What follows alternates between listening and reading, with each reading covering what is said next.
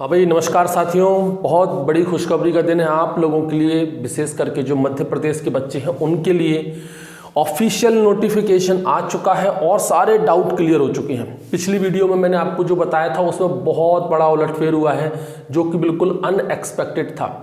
खास करके जो बीएससी हॉर्टिकल्चर वाले बच्चे हैं और एग्रीकल्चर इंजीनियरिंग वाले बच्चे हैं उनके लिए तो बहुत बड़ी खुशखबरी है। नोटिफिकेशन आ चुका है, डिटेल में आ चुका है, आप वहां से डाउनलोड कर लीजिए और आप खुद पढ़ लीजिए। बाकी के सारे डाउट मैं यहां पर क्लियर कर देता हूं, ठीक है।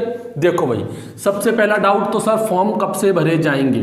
तो फॉर्म भरने की तारीख आ चुकी है 10/11/2020 से लेकर 24/11/2020 तक फॉर्म भरे जाएंगे, ठीक है। मतलब 5 दिन बाद आपके फॉर्म स्टार्ट हो जाएंगे।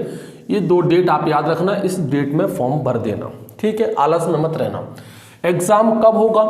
एग्जाम 10, 11, 12 और 13, ये डिपेंड करेगा नंबर ऑफ फॉर्म पर, कितने बच्चे फॉर्म भरते हैं। उसी हिसाब से एक रेंज दे दी है इन्होंने कि 10 फरवरी से लेकर 13 फरवरी 2021 तक हम एग्जाम करवा देंगे। अब नंबर ऑफ फॉर्म अगर ज़्यादा होते हैं, बहुत ज़्यादा फॉर्म भर गए तो हो सकता है ये ड्यूरेशन और बढ़ जाए, और अगर नंबर ऑफ फॉर्म कम रहे तो हो सकता है ये ड्यूरेशन और कम हो जाए। मान लो इतने फॉर्म भरे कि एक ही दिन में हो गया तो हो सकता है केवल 10 तारीख को ही हो जाए, हो सकता है 2 दिन में हो जाए, ठीक है। वो नंबर ऑफ फॉर्म्स पर है, कितने बच्चे अप्लाई करेंगे। लेकिन ये तय है कि एग्जाम जो है आपका फरवरी में होना है। ऑफिशियल नोटिफिकेशन आ चुका है।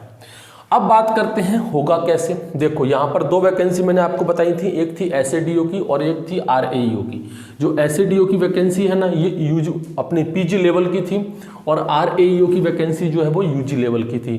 2 शिफ्ट में एग्जाम होना है। पहली शिफ्ट सुबह की शिफ्ट में एसएडीओ का एग्जाम होगा, ठीक है। ध्यान रखना, जो एग्जाम होगा, एग्जाम जो पेपर होगा उसमें 2 पेपर पूछे जाएंगे, पेपर फर्स्ट और पेपर सेकंड। पेपर फर्स्ट और पेपर सेकंड। पेपर फर्स्ट जो होगा वो आपका सी सेट होगा एक तरह से। सी सेट में जैसे कि आपको पता है इसमें English, Hindi, math, reasoning, computer, GK, GS, ये सारी चीज़ें पूछी जाएंगी। और पेपर सेकंड जो होगा वो आपके सब्जेक्ट का होगा। पेपर सेकंड जो होगा वो आपके सब्जेक्ट का होगा। अब देखो, ये एसएडीओ का जो पेपर होगा उसकी रिपोर्टिंग टाइम तो हालांकि सुबह 7 बजे से, लेकिन एग्जाम होगा 3 घंटे का, 9 से लेके 12 बजे तक, ठीक है। सुबह 9 से लेके दोपहर के 12 बजे तक एसएडीओ का होगा, ठीक है। और दोपहर की शिफ्ट में आरएईओ का होगा 2 बजे से लेके 5 बजे तक। यहाँ तक उम्मीद है ये एक ही दिन में एग्जाम हो जाएगा। इतने सारे बच्चे नहीं होते, एक ही दिन में एग्जाम हो जाएगा। रेंज इन्होंने दे रखी है, भले एग्जाम एक ही दिन में हो जाएगा, ठीक है। सुबह की शिफ्ट में एसएडीओ का एग्जाम होगा और दोपहर में आपका आरएईओ का एग्जाम होगा, ठीक है। ये तो एग्जाम होने का पैटर्न हो गया। ध्यान रखना, एसएडीओ के लिए अलग पेपर देना पड़ेगा, आरएईओ के लिए अलग से पेपर देना पड़ेगा, क्योंकि यूजी और पीजी का चक्कर है। यहाँ पर जो पीजी वाले होंगे वो तो एसएडीओ का भी देंगे और फिर दोपहर में आरएईओ का भी देंगे, और जो केवल यूजी वाले होंगे वो केवल दोपहर में सिर्फ आरएईओ का ही एग्जाम दे पाएंगे। अब आ जाओ नंबर ऑफ वैकेंसीज पर, ये सारी चीज़ें क्लियर हो गई। देखो यहाँ पर एक तो जो संविदा कर्मी है उन लोगों के लिए बहुत अच्छी सौगात दी है, एक तरह से कह सकते हैं शिवराज सिंह चौहान ने 20% उनको रिजर्वेशन दिया है। मतलब 20% वैकेंसी उनके लिए अलग से निकाली है। किन के लिए? जो संविदा कर्मी हैं, जो ऑलरेडी संविदा बेसिस पर काम कर रहे हैं एग्रीकल्चर डिपार्टमेंट में। मैंने जो नॉलेज अपनी ली है, जो मैंने पता किया, बेसिकली जो आत्मा वाले हैं अपने एग्रीकल्चर टेक्नोलॉजी मैनेजमेंट एजेंसी में जो लोग काम कर रहे हैं, उन लोगों के बारे में बात कर रहा हूं। उन लोगों को शायद ये रिजर्वेशन दिया है। 20% वैकेंसी उन्हीं के लिए है, ठीक है। सबसे पहले बात करते हैं एसएडीओ की।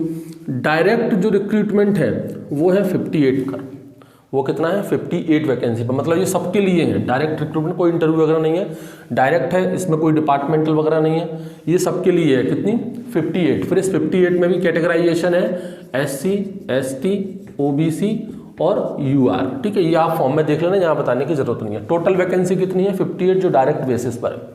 इसमें से 14 वैकेंसी जो है वो संविदा कर्मियों के लिए, जो कि टोटल का 20% है रिजर्व। यानी कि इसमें ये जो 14 वैकेंसी है ना, इसमें हम सभी लोग अप्लाई नहीं कर सकते। इसमें सिर्फ संविदा कर्मी जो पहले से ही संविदा बेसिस पर एग्रीकल्चर डिपार्टमेंट में है वही अप्लाई कर पाएंगे, ठीक है।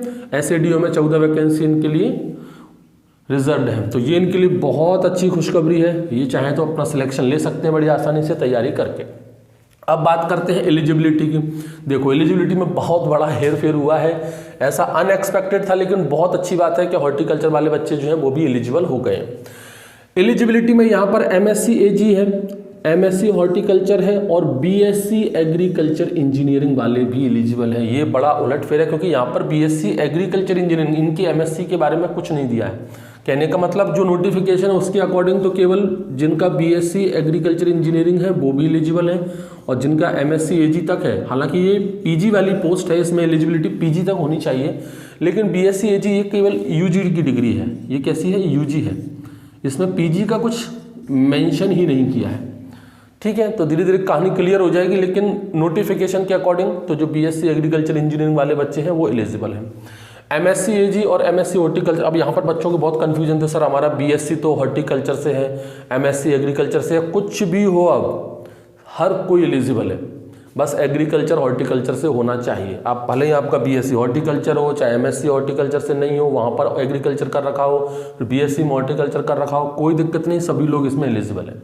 ठीक है, एलिजिबिलिटी क्राइटेरिया एकदम क्लियर है, कोई डाउट नहीं होना चाहिए, आप सभी लोग एलिजिबल हो, चाहे हॉर्टिकल्चर वाले हों चाहे एग्रीकल्चर वाले हों, सभी लोग एलिजिबल हैं। एग्रीकल्चर इंजीनियरिंग वाले भी इसमें एलिजिबल हैं। किसकी बात हो रही है? सिर्फ एसएडीओ की बात हो रही है अभी। ठीक है, वैकेंसी कितनी है? 58 डायरेक्ट बेसिस पर और 14 वैकेंसी संविदा कर्मियों के लिए है, जो कि 20% उनके लिए रिजर्व है।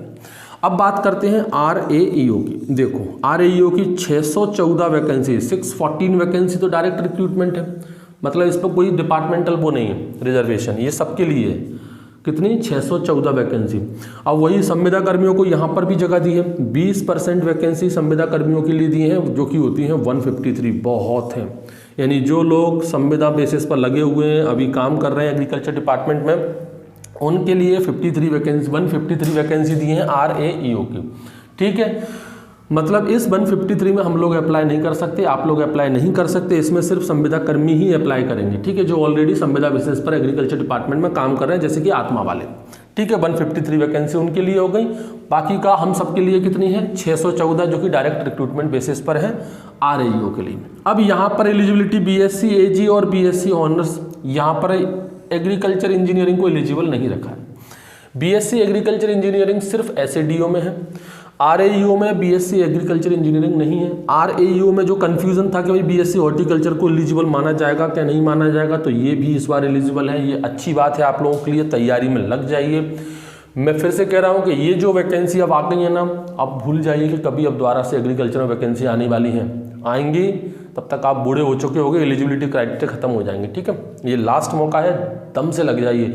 जो जहाँ पर है, जो प्राइवेट में कर रहा है, कोई कहीं कर रहा है, सब छोड़ छाड़ दो और अपना फोकस करो। 3 महीने का टाइम है और 3 महीने का टाइम बहुत कम टाइम है, क्योंकि यहाँ पर पेपर 1 का तैयारी करोगे ना, पेपर 1 की, पेपर 2 तो चलो तुम्हारा एग्रीकल्चर है, 4 साल बीएससी कर ली, 2 साल एमएससी भी कर ली होगी, फिर भी बहुत से बच्चों को पेपर 2 ही क्लियर नहीं होगा। सिलेबस में बहुत बड़ा मॉडिफिकेशन हुआ है, वो बताऊंगा आप लोगों को। तो आरएईओ के लिए तो अपना पहले बीएससी एजी था 2015 का नोटिफिकेशन के अकॉर्डिंग, लेकिन अब इसमें बीएससी हॉर्टिकल्चर भी जोड़ दिया है, तो अब कुछ भी तरह की कोई कंफ्यूजन नहीं है। ठीक है, बीएससी एजी और बीएससी हॉर्टिकल्चर दोनों हैं, ध्यान रखना।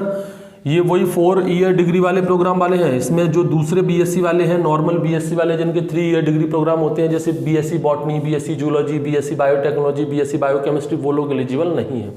बीएससी एग्रीकल्चर और बीएससी हॉर्टिकल्चर ही एलिजिबल है, जिनकी 4 ईयर डिग्री प्रोग्राम होता है। ठीक है, आरएईओ की वैकेंसी में यहाँ पर बैकलॉग वालों के लिए भी बहुत अच्छी खुशखबरी है। एसटी कैटेगरी को 24 सीटें अलग से दी गई हैं बैकलॉग में, तो आप लोगों के लिए भी बहुत अच्छी बात है। आप लोग चाहो तो इसमें अपना सिलेक्शन करवा सकते हो, मेहनत आप लोगों को करनी पड़ेगी।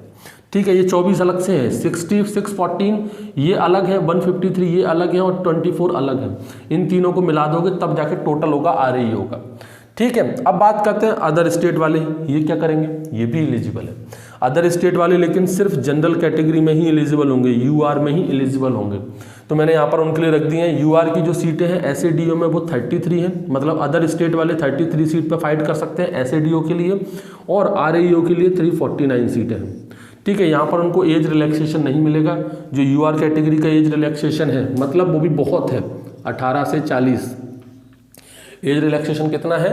18 से 40 है। डायरेक्ट रिक्रूटमेंट वालों के लिए है ये। ठीक है, डायरेक्ट मतलब इसमें संविदा वाले नहीं आएंगे, ये डायरेक्ट वाले हैं। इसमें अपने जनरल कैटेगरी के सभी लोग हैं 18 से लेकर 40 तक। ठीक है, और बहुत होती है 18 से 40 वाला आदमी कौन एग्जाम देने आने वाला है। ठीक है। और अगर हम बात करें रिजर्वेशन में अपना SC ST OBC EWS और अपने सारे ये संविदा कर्मी वाले सब लोग इसमें आ जाएंगे रिजर्वेशन में, ठीक है। केवल यहाँ पर UR को छोड़ दो और अदर स्टेट को छोड़ दो, UR और अदर स्टेट इन दोनों को छोड़ दो, बाकी के सभी लोग जो किसमें आ जाएंगे वो 18 से 45 में आ जाएंगे। तो एलिजिबिलिटी क्राइटेरिया तो मध्य प्रदेश में बहुत मिलता है, इतने उम्र वाले लोग तो एग्जाम देने मुश्किल से भी आए। अब बात करते हैं सिलेबस की। ये हो गया बहुत बड़ा मॉडिफिकेशन। अभी कुछ दिन पहले मैंने एक सिलेबस डाला था 2015 का, उसमें बहुत बड़ा उलटफेर हुआ है, क्योंकि उससे पहले देखो उलटफेर क्या हुआ है, REO का जो सिलेबस था, SDO का सिलेबस, क्योंकि SDO का तो एग्जाम ही पहली बार हो रहा है इसलिए इसके बारे में तो कुछ पता ही नहीं था।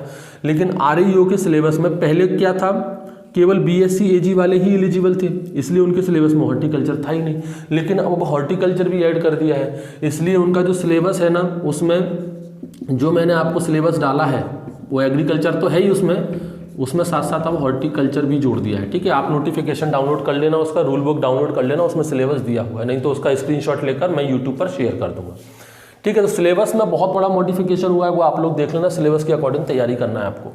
SCDO का सिलेबस भी बहुत वास्ट दिया है, काफ़ी बड़ा सिलेबस दिया है। ऑब्वियसली बहुत अच्छी वैकेंसी है, 3600 ग्रेड पे वाली है और PG लेवल की है, तो सिलेबस तो अच्छा खासा देना ही पड़ेगा और तैयारी भी आपको बहुत अच्छी खासी यहाँ पर करनी पड़ेगी, ठीक है। ये सारे डाउट आपके क्लियर हो गए, बाकी की जो छोटी मोटी डिटेल्ड इन्फॉर्मेशन वो आप रूल बुक में से पढ़ लेना।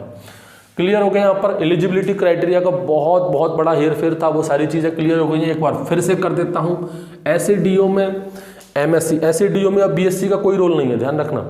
अब BSc भले आपकी एग्रीकल्चर से हो या हॉर्टिकल्चर से हो, कोई फर्क नहीं पड़ता। यहाँ पर सीधे MSc की बात की उन्होंने, MSc एग्रीकल्चर। हालांकि SCDO में MSc हॉर्टिकल्चर उन्होंने दिया नहीं है, उन्होंने कहा है रिलेटेड सब्जेक्ट, अलाइड सब्जेक्ट। तो ये अलाइड में तो फिर आता है हॉर्टिकल्चर, सीधी सी बात है। यहाँ पर SCDO का, जैसे कि यहाँ पर अगर हम बात करें REO में, उन्होंने नोटिफिकेशन में क्लियर BSc हॉर्टिकल्चर लिख के दिया है, लेकिन SCDO के नोटिफिकेशन में MSc हॉर्टिकल्चर लिख के नहीं दिया। लेकिन उन्होंने क्या बोला है, MSc AG and it's allied subject, समृद्ध सब्जेक्ट, उसके अलाइड सब्जेक्ट। तो अलाइड में तो MSc हॉर्टिकल्चर आता है, तो मेरे हिसाब से तो ये भी एलिजिबल है। तो MSc AG और MSc हॉर्टिकल्चर दोनों एलिजिबल हैं, साथ में BSc AG इंजीनियरिंग वाले भी फॉर्म भर सकते हैं, ठीक। REO में चक्कर था कि भाई ये एलिजिबल होंगे कि नहीं होंगे हॉर्टिकल्चर वाले, बिल्कुल आप लोग एलिजिबल हो, BSc AG और BSc हॉर्टिकल्चर दोनों ही आप एलिजिबल हो। अच्छे से लग जाओ तैयारी करने में, अब मौका बार बार नहीं मिलेगा, ठीक है।